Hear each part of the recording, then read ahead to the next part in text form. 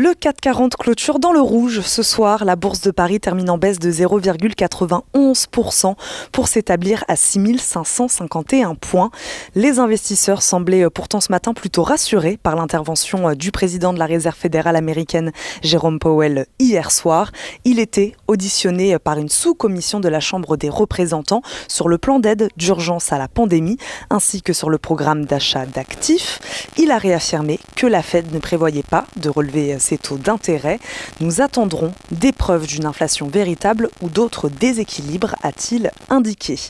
Pour rappel, les marchés avaient été perturbés par le changement de ton jusqu'ici accommodant, opéré par la Fed il y a tout juste une semaine. Alors qu'elle ne prévoyait aucune hausse des taux avant 2024, il était dorénavant question de relèvement des taux en 2023. La journée, elle, était évidemment ponctuée par les indices PMI flash européens qui ont donné des premières indications sur l'évolution de l'activité du secteur privé en juin.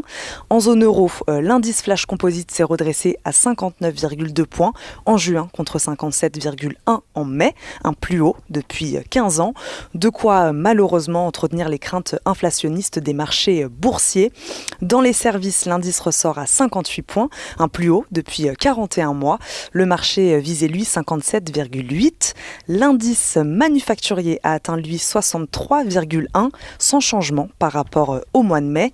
En Allemagne aussi, la reprise bat des records. L'indice flash composite s'est redressé à 60,4 en juin, son plus haut depuis 10 ans. Côté français, les indices PMI flash signalent de nouveau une forte croissance du secteur privé en juin. L'indice de l'activité globale ressort à 57,1 points. Du côté des valeurs, maintenant, Pernod Ricard fait partie des fortes hausses de ce mercredi. Le titre a d'ailleurs signé un nouveau record absolu au-delà des 187 €. Le groupe avait relevé sa prévision de croissance du résultat opérationnel courant pour son exercice 2020-2021, mettant en avant un rythme de reprise plus soutenu que prévu, à plus 16%. Le numéro 2 mondial des vins et spiritueux tablait auparavant sur une croissance de plus 10%. On suivait déjà son action hier. Total Energy a continué son ascension aujourd'hui. Le groupe pourrait investir 3,3 milliards d'euros par an dans les renouvelables et l'électricité au cours des prochaines années si le groupe bénéficie de cash flow plus élevés, a annoncé hier son PDG.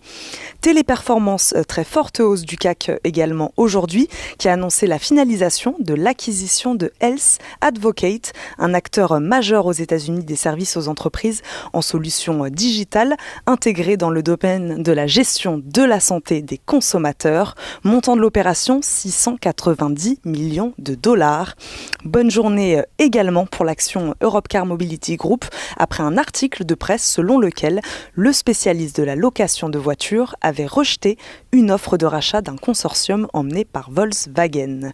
Demain, les investisseurs regarderont l'indice de confiance des milieux d'affaires allemands ainsi que la croissance du PIB aux États-Unis pour le deuxième trimestre.